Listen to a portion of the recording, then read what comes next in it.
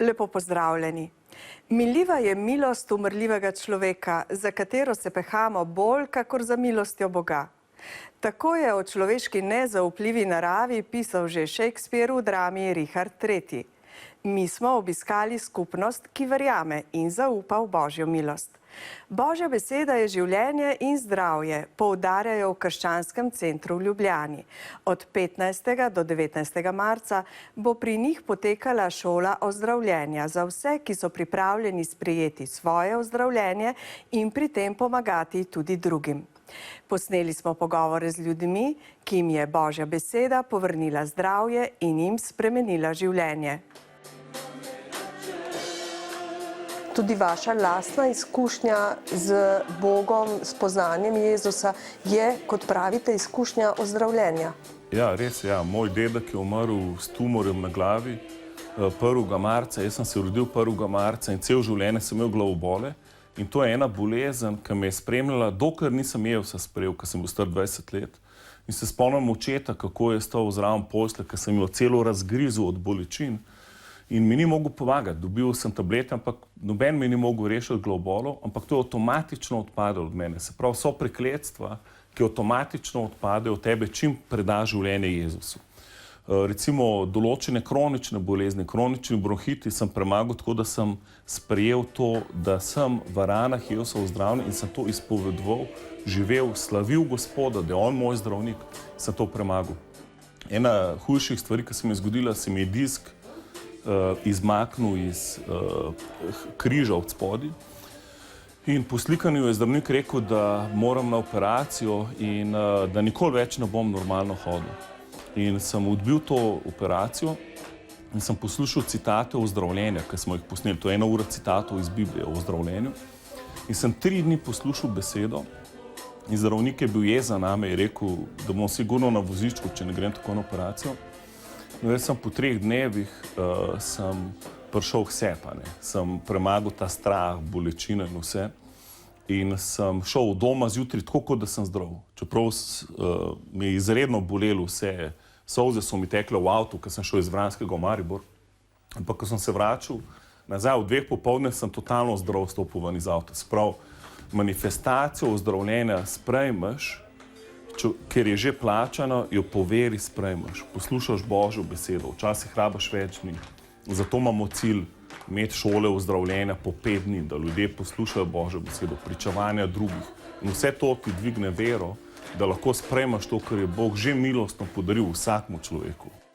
Rajko, vi ste imeli zastoj srca in ni kazalo najbolje. Ne, to se je dogajalo doma. Sinom smo neka drevesa podirali stara in meni je prišlo slabo. Rekel sem, da moram iti v hišo, da mi je na slabo. No. In kar se jaz še spomnim do takrat, do dogodka, ko sem šel proti vhodnim vratom, meni je zmanjkalo. Jaz več ne vem. Tako da pol naprej ta del bo povedala žena moja, kaj se dogajalo, ampak jaz bi rad preko začnem samo nekaj bi še rad, ko povem iz Svetega pisma in citat, ko je sam Jezus, naš Gospod, rekel, pa tudi zapisano noter, da kdor vame veruje, bodo iz njega tekle žive vode.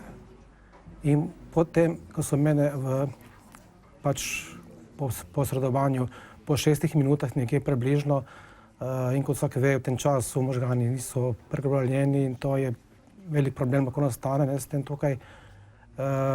Res, da je bil doma tudi sin, ki je pomagal masirati srce, vse, ampak je le tista važna prekrvavitev, ko je na jaz verjamem, da so takrat tisti moment, 6 minut, je sam Gospod, naš Jezus Kristus, me držal na nitki pri življenju, se pravi, da je ni pustil, da jaz umrem. Ne.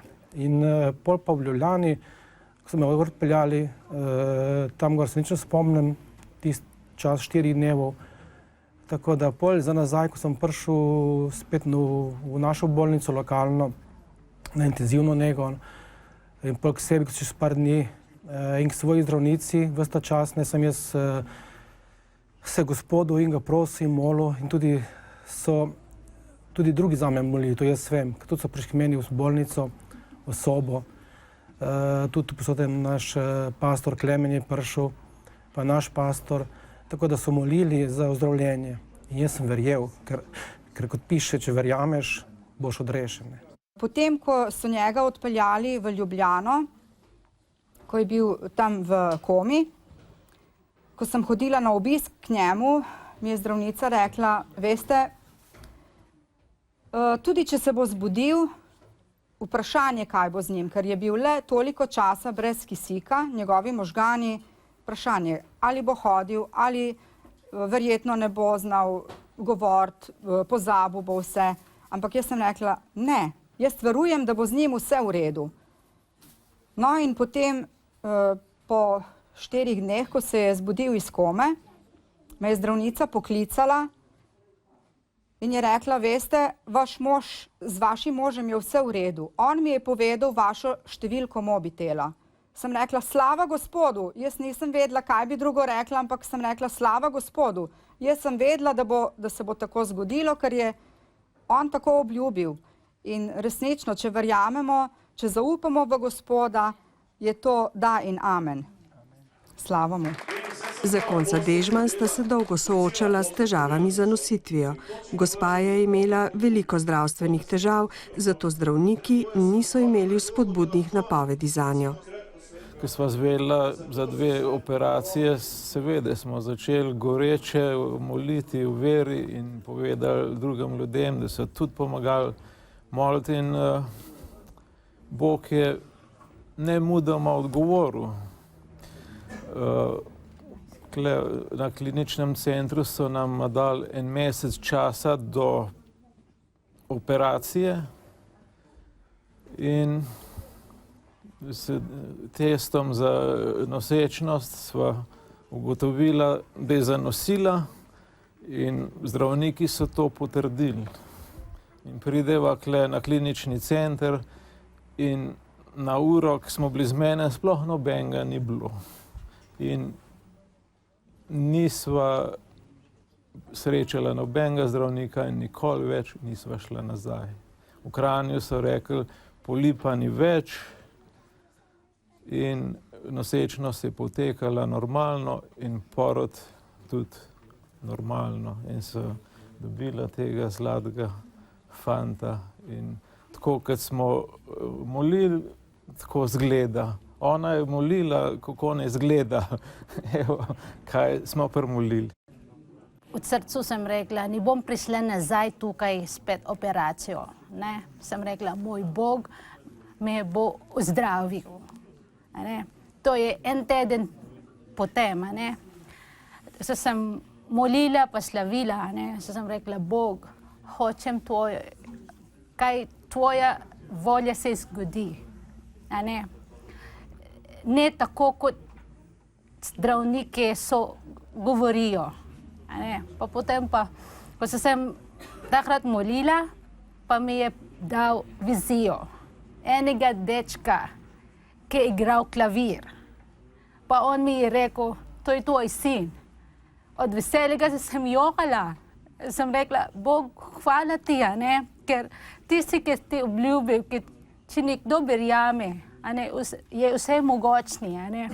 To je 8 let nazaj. Jaz hočem tvoj, ker nočem več operacijo imeti. Tudi 2 operacijo, pa tudi zdravniki so rekli, da niso kako se reče, sigurni, da bom da boste zanosila. Pa potem pa sem rekla, Bog, tebi bom verjela, da bom vse, kar ti praviš, kaj ne se zgodi. Pa je. Zdaj imamo Gabriel, že 8 let. Igra klavir? Igra klavir pa bobne. Gabriel, povej mi, koliko jezikov ti govoriš? 4. Katere? Angliško, slovensko, filipinsko in nemško.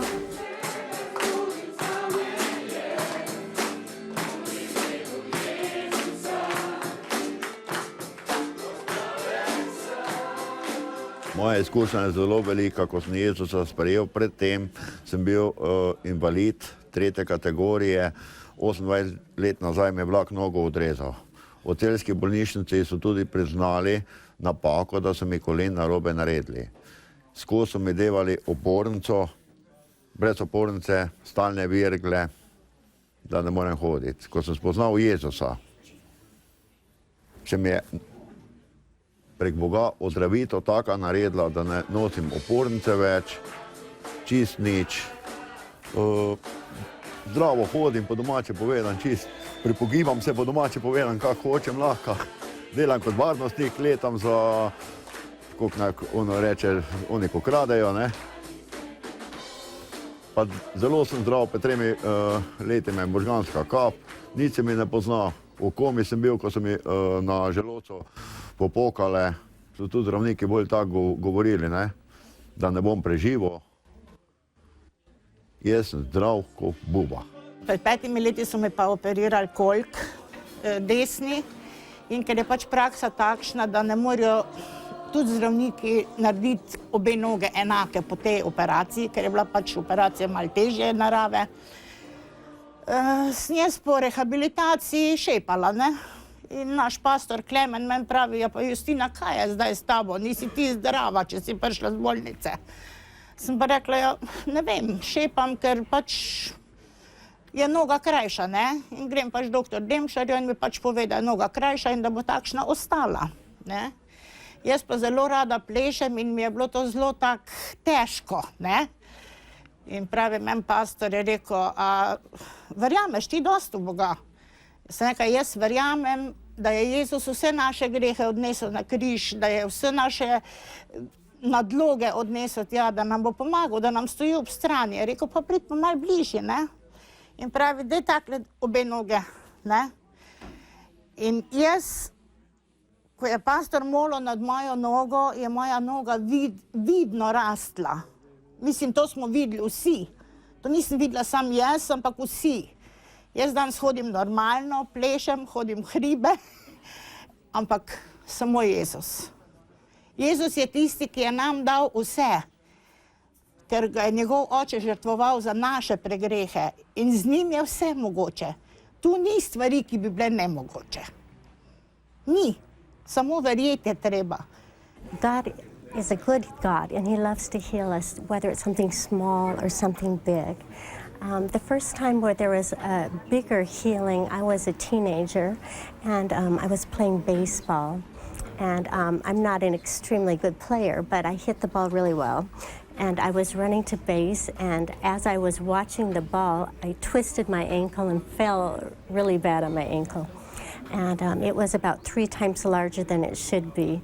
So I was at a camp and they put ice and trying to get the pain and the swelling to go down, but it was a bad sprain. That evening we were in a service worshiping God and hearing a preacher, and afterwards I just was in the presence of God praying and just worshiping Him, saying, Lord, I love you, you're a wonderful God, I adore you. And while I was worshiping, I felt heat go into my ankle, and all the swelling disappeared, and my ankle was normal. And it was a visible miracle. I wasn't even praying about it at the time, but God just touched me, and it was a wonderful thing.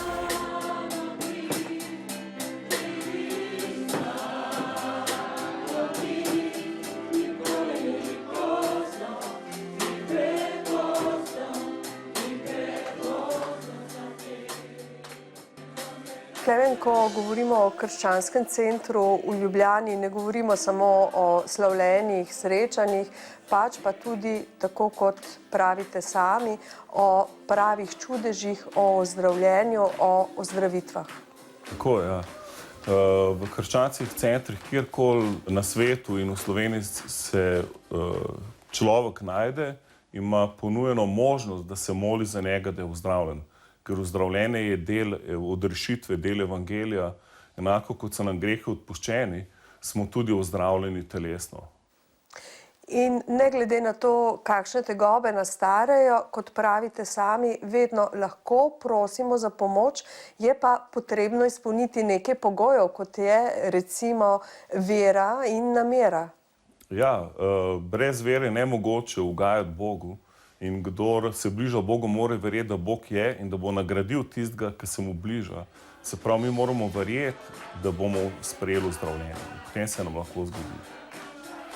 Pravite pa tudi, da smo v resnici vsi že ozdravljeni, zato ni potrebno verovanje v to, da bomo ozdravljeni, ampak verovanje v tem, da smo že ozdravljeni. Ja, duhovno je Jezus, ko je na križu umrl, on bi lahko umrl takšne smrti, da bi samo plačal ceno za grehe, prelil svoje kri, ampak on je umrl zelo grozne smrti, trnova krona, brado so mu pulali, kosi hrbta so mu ven leteli, bičali so ga, mučali, iznakazali, njegovega obraza se ni dal prepoznati. Zakaj? Ker v njegovih ranah je našel ozdravljenje. Se pravi, on je že plačal ozdravljenje za vsakega človeka na zemlji, tako kot je plačal odrešenje od grehov za vsakega človeka na zemlji. In odpuščanje od grehov sprejmemo samo po veri, da verjamemo, da je on vstal od mrtvih in zaupamo, da je naš greh odnesel na križ. Isto naredimo z našo boleznijo. Zaupamo, da smo v njegovih ranah ozdraveli in potem to v srcu verujemo in z usti izpovedujemo in se nam zgodi. Danica, vi nam boste povedali o ozdravljenju, ki ste ga bili deležni v vaši družini. Tako, in bom najprej prebrala iz psalma 31, 22 do 24 vrstice, zato ker nam je to veliko spregovorilo v tistem času. Slavljen Gospod, ker mi je izkazal čudovito pomoč v obleganem mestu. Jaz pa sem v svoji malodušnosti rekel, odrezan sem izpred tvojih oči. Toda uslišal si glas moje prošnje, ko sem k tebi klical na pomoč. Bodite močni, vaše srce naj se opogumi. Vsi vi, ki pričakujete Gospoda. To je bilo zelo velika opora in zagotovilo. V tistem času, pač, ker sredi težav, ko se človek znajde v stiski, se včasih sprašuje, pa kje si, Gospod, zakaj ne uslišiš moje prošnje? In na ta način mi je Gospod odgovoril na ta klic moje prošnje. Pri najmlajši Emi se je začelo tako, da je pri 5 mesecih so se pri njej začeli izpadi neke odsotnosti. In ko smo šli k zdravniku, nam je on povedal, da je to ena vrsta epileptičnih napadov. In seveda pač človek se sprašuje, zakaj, odkje, kako. In začeli smo na pregledih v bolnici, so pač izključili vsakršne organske poškodbe, motnje in vedeli smo, odkje pač bi drugje izhajal ta vzrok, če ni nobene, pač nič niso ugotovili. Ampak kljub temu je ona dobila zdravila in te napadi so se prenehali, končali. Ampak tako jaz sem se spraševala, Jezus, zakaj? Če jaz imam vero v tebe, da si ti zdravnik, zakaj ona potrebuje zdravila za to? Jaz verjamem, da ona ne rabi zdravil za to, da pač bo ona brez teh napadov. In po 8 mesecih je ona res prenehala z jemanjem teh zdravil in potem seveda dvom spet. Joj, kaj bo potem, ko zdravil ne prejemaš? Ampak spet smo tako molili v skupnosti z brati in sestrami in proklamirali in ozdravljenje, da v imenu Jezusa edino je ozdravljenje, je edino popolno ozdravljenje. In smo se upirali proti zlohotnim silam te bolezni.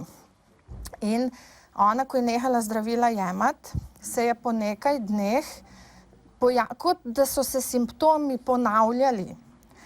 In spet strah, Gospod, ti si obljubil, da bo ona ozdravljena, zdaj pa kaj, spet ali gremo k zdravniku ali kaj, ampak ne, v imenu Jezusa Kristusa je popolno ozdravljenje in danes je naša Ema stara 3 leta. In ona je brez posledic na njeno telo, na njene možgane in še zdravniki so tako začudeni oziroma veseli, še pediater njen je rekel, jaz sem tako vesel, da nobena ta bolezen ni pustila posledice na njenem umu in zato je resnično popolno ozdravljenje samo v imenu Jezusa Kristusa in zato rečem slava Jezusu, ker mu lahko zaupamo in vemo, da je on naš zdravnik. In vaše materinsko srce ne more biti bolj srečno. In hvaležno Bogu za to. Jernej je pa imela Ema tudi eno drugo zdravstveno, kar hudo težavo. Ja, zgodilo se je to, da smo opazili, da ima jeziček preraščen spodaj in tako, kakor se lahko sklepa in ve, da če je pač nekako onemogočeno gibanje jezička, pomeni, da bo tudi govor otežen in slabše izgovarjanje pri tem. In to je bila naslednja zadeva, ko smo se obrnili po Božjo pomoč, ko smo molili. In zanimivo je bilo to, da je bilo uslišana ta molitev v trenutku, ko smo molili. Ko je bila lahko ona zraven prisotna in smo lahko videli v trenutku zadevo, ko je začela z jezičkom migati, ga spuščati iz ust ven in izvajati tisto, kar do tega trenutka ni mogla. In to nam je bilo pač v dokaz, da je Božja pomoč prisotna v vsakem trenutku in da se lahko na to zanesemo. Kaj to pomeni za vas osebno, za vaš občutek varnosti, hvaležnosti?